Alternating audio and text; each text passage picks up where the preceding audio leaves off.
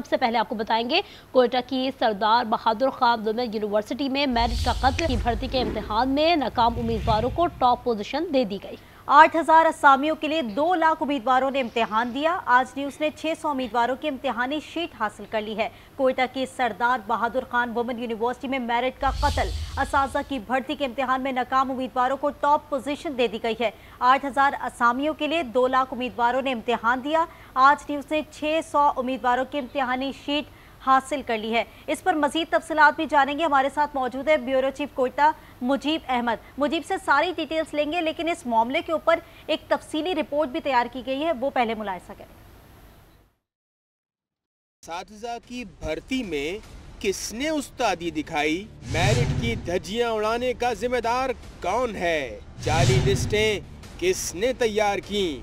Fail उम्मीदवार पास कैसे हुए? नौकरियां बेचने वाले बेनकाब क्यों ना हो सके? 2 साल बाद भी गुत्थी ना सुलझ सकी। बलूचिस्तान में तवील तात्तुल के बाद भर्तियां हो गईं, मगर मामले पर पुरस्कार खामोशी ना टूट सकी। बलूचिस्तान में असातिज़ा की भर्तियां 2023 में शुरू हुईं। 8,960 पोस्टें मुश्तहर की गईं। तकरीबन 2 लाख उम्मीदवारों ने दरखास्तें जमा कराईं, मगर टेस्ट शुरू होते ही शिकायत का सिलसिला भी शुरू हो गया। धांधली का मामला बलूचिस्तान हाई कोर्ट जा पहुंचा। दिसंबर 2023 में अदालत ने भर्तियों का अमल फ्रीज कर दिया। बाद में सुप्रीम कोर्ट ने मार्च 2024 में भर्तियों से पाबंदी हटा दी। बलूचिस्तान हुकूमत को मेरिट पर भर्तियों का हुक्म दिया गया। मई 2024 में बलूचिस्तान काबीना ने कॉन्ट्रैक्ट बुनियादों पर भर्ती की मंजूरी दी। भर्तियों की निगरानी में बेकायदियों के इल्जाम पर vice chancellor SBK Sajida Narine को बरतरफ कर दिया गया। दोबारा भर्ती के अमल के तहत 8,000 कॉन्ट्रैक्ट असातिज़ा भर्ती किए गए। मार्च 2025 में मुंतखब असातिज़ा ने ज्वाइनिंग नोटिफिकेशन जारी न होने पर कोयटा प्रेस क्लब पर एहतजाज किया, जिस पर पुलिस एक्शन ने सूरत हाल मजीद संगीन बना दी। दोबारा भर्तियों के बावजूद पुरानी बेकायदियों का मामला जवाब तलब है। मट्टी पाव पॉलिसी शकूक व शुबहात बढ़ा रही है। बिल्कुल तफसीली रिपोर्ट आपने मुलाहिजा की है। बलूचिस्तान में असातिज़ा की भर्तियों का एक मेगा स्कैंडल सामने आया है। मजीद तफसीलात जान लेते हैं। ब्यूरो चीफ कोयटा मुजीब अहमद हमारे साथ मौजूद है। मुजीब, ये असातिज़ा की भर्ती में किसने उस्तादी दिखाई है, क्या मामला है? ये बहुत संगीन किस्म का स्कैंडल है और इसको 2 साल तक इन्वेस्टिगेट किया जाता रहा। हमारे पास एंटी करप्शन भी थी, हमारे पास नैब भी थी। वज़ीर आला ने हुक्म भी दिया हुआ था कि इसकी तहकीकात हों और शफाफ तरीके से मेरिट पर भर्तियाँ की जाएँ। लेकिन ये शफाफ तहकीकात ऊपरी सतह पर ही हुई। सिर्फ डॉक्यूमेंट्स चेक किए गए, जो आंसर शीट्स थी उसकी तरफ किसी ने तवज्जो नहीं दी। 2 साल से उम्मीदवार ये इल्ज़ाम लगा रहे थे कि मेरिट लिस्टें बनी हैं, उसमें धांधली हुई है, और इस हवाले से वो उन पे कोई उनको संजीदगी से नहीं लेता था। इस पे हम काम करते रहे और आखिरकार हमने ये 600 आंसर शीट हासिल कर ली हैं। ये 600 उम्मीदवार जो फेल थे अपने आंसर शीट के मुताबिक, इनकी कीज़ भी हमने हासिल कर ली हैं, इनकी आंसर शीट भी हमारे पास हैं। ये फेल उम्मीदवार, इनकी लिस्टें जब बनी गई हैं तो ये अपने इलाकों में मेरिट पे भी ऊपर आ गए हैं और इनको बाकायदा नौकरियाँ भी दे दी गई हैं। अब जो सवाल ये पैदा होता है कि 2 लाख उम्मीदवारों ने इम्तिहान दिया और उसमें कितने ऐसे होंगे जिन्होंने वाकई ही इसको टॉप पोजीशन ली होगी लेकिन वो फेल हो गए, और जिनके पेपर हमारे पास हैं ये सिर्फ 600 हैं हमारे पास, और ये 8,000 में पता नहीं और कितने होंगे। जब इसको इन्वेस्टिगेट किया जाएगा, इसको पूरा निकाला जाएगा पेपर्स को, तब पता लगेगा कि जितनी भर्तियाँ हुई हैं उनमें कितने लोग हैं।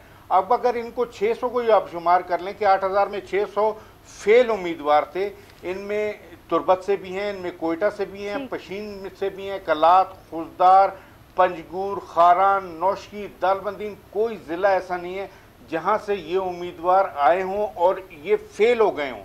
इनके कीज़ और इनकी आंसर शीट हर चीज़ हमें दिखा रही है। इनको जो टेस्टिंग अथॉरिटी थी उसके ज़िम्मे था ये चीज़ें कराना, और उन्होंने ये टेस्ट कराए।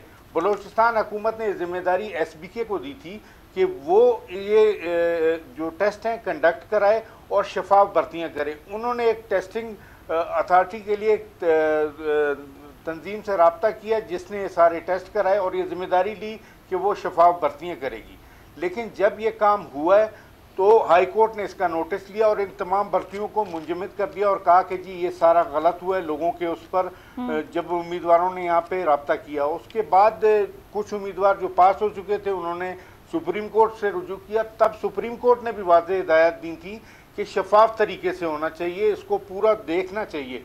वज़ीर आला कैबिनेट ने इसका नोटिस लिया बहुत संजीदगी से और कैबिनेट ने फैसला किया कि ये मामला बहुत गंभीर हो गया, तो ये असामियाँ फिल वक्त हम इसको कॉन्ट्रैक्ट पर कर देते हैं और ये लोगों को 18 महीने के कॉन्ट्रैक्ट पर भर्ती कर लिया गया।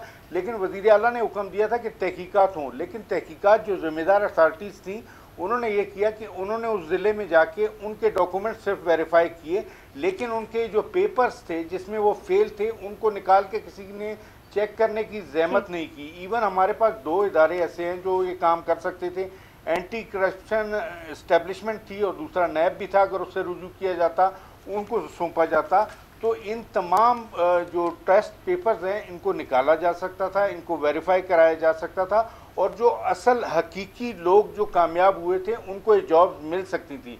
अब इस स्कैंडल में सिर्फ एक वाइस चांसलर को आपने बरतरफ करके फारिग करके अपनी जिम्मेदारी से ओहदा बरा हो गए हुकूमत के, जी हमने करप्शन पे काबू पा लिया, लेकिन ये पूरा नेटवर्क है, ये नेक्सस चला है। ये जो डॉक्यूमेंट हम तक पहुँचे हैं ये भी तो इस चीज़ की दलील है कि इसमें न जाने और कितने होंगे। अगर ये 8000 जो लोग उम्मीदवार कामयाब करार दिए गए हैं इनमें से 600 के पेपर हमारे पास हैं, आया ये 2000 फेल उम्मीदवार कामयाब हुए करार दिए गए या 4000, इस बारे में तहकीकात हुकूमत बलूचिस्तान को करानी होंगी, चाहे वो अपनी एंटी करप्शन से करे या CMI जो वज़ीर आला की इंस्पेक्शन टीम। अच्छा मुजीब, जिस तरीके से आप बता रहे हैं एंटी करप्शन और नैब का जिक्र कर रहे हैं, एंटी करप्शन और नैब की जानिब से अब तक कोई कार्रवाई अमल में लाई गई है?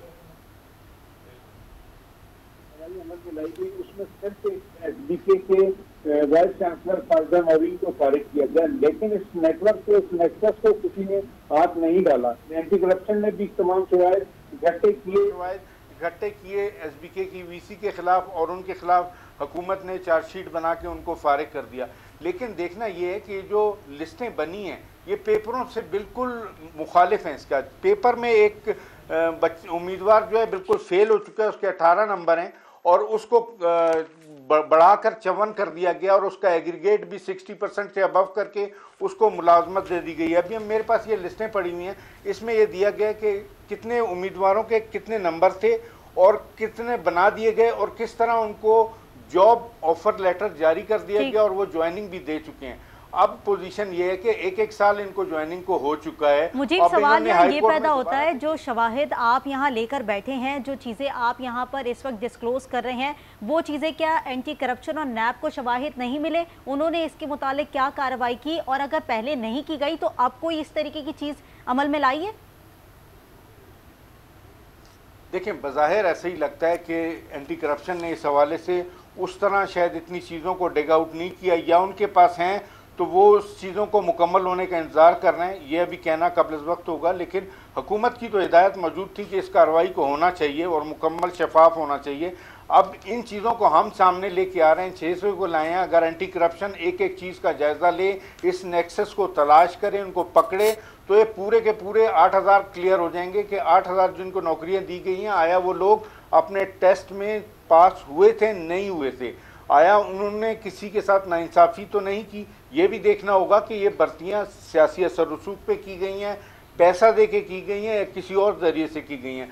जो उम्मीदवार फेल हुए थे उनकी जानिब से तो इल्ज़ाम लगाया जा रहा था मुसलसल के हर एक जो पास उम्मीदवार है उससे 10 से 15 लाख रुपए लेके नौकरी दी गई है। अगर वो 9 ग्रेड की असामी थी तो 8-10 लाख, अगर वो 15 ग्रेड की असामी थी तो 25 लाख तक लोगों ने रिश्वत ली। इस हवाले से हमारे पास कोई शवाहिद नहीं है, ये लोगों के इल्जामात हैं। एंटी करप्शन ने इसको देखना होगा, नैब को इसको देखना होगा, इस मामले को संजीदगी से लेना होगा। बलूचिस्तान में वैसे ही अच्छा, मुझे ये सरप्राइजिंग नहीं है क्योंकि मौजूदा निज़ाम के अंदर भी हम यही सूरत हाल देखते हुए आते हैं कि जो नाअहल होते हैं उनको भर्ती कर दिया जाता है, जो मेरिट पर होते हैं उनको भर्ती नहीं किया जाता और किसी और को नौकरियां दे दी जाती हैं। इस तरीके से कितना बड़ा जुल्म है ये, और किस जो मेरिट की धज्जियां उड़ाई जाती हैं उसके खिलाफ कोई ना कोई मैकेनिज्म क्यों नहीं बनता? देखें, बलूचिस्तान में एहसास महरूमी वैसे ही बहुत है, लोगों के हकूक़ वैसे लोगों को नहीं मिल रहे हैं, उनके पास बुनियादी सहूलतों का फुकदान है, उनके पास तालीम, सेहत, पानी, सड़कें ये नहीं है, उसके बाद रोज़गार की बहुत शदीद किल्लत है। ऐसे में जो पसमानदा इलाकों से गरीब उम्मीदवार आके टेस्ट देते हैं, कामयाब होते हैं और उनको नौकरियां नहीं मिलती, तो जाहिर है फिर वो एहसास महरूमी और बढ़ता है।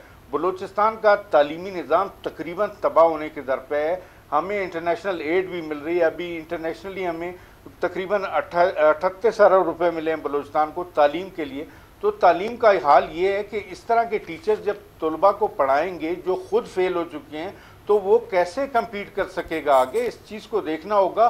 सिर्फ ये दावा कर देना हुकूमत की तरफ से गुड गवर्नेंस का कि बहुत अच्छा है, सब अच्छा नहीं है, अगर ये एहसास महरूमी लोगों का दूर नहीं किया गया, उनको हक ना दिया गया, तो ये और ज़्यादा बढ़ेगा और लोगों में नफरत पाई जाएगी जो अब हो रही है। हुकूमत से कोई तकरीबन हर नौजवान ही मुतनफ़र नज़र आता है, वो ये कहता है कि लोग हुकूमत उनकी तरफ तवज्जो ही नहीं दे रही, बुनियादी सहूलत तो दूर, अब वो रोज़गार भी उनसे छीना जा रहा है। तो इस मामले को संजीदगी से देखना होगा, हुकूमत बलूचिस्तान को इसका नोटिस लेना होगा। ठीक है, इस मामले को संजीदगी से देखना होगा। बलूचिस्तान में असातिज़ा की भर्तियों का मेगा स्कैंडल सामने आया। मुजीब अहमद हमें डिटेल वाइज तमाम सूरत हाल से अपडेट करे थे, आपका बहुत शुक्रिया।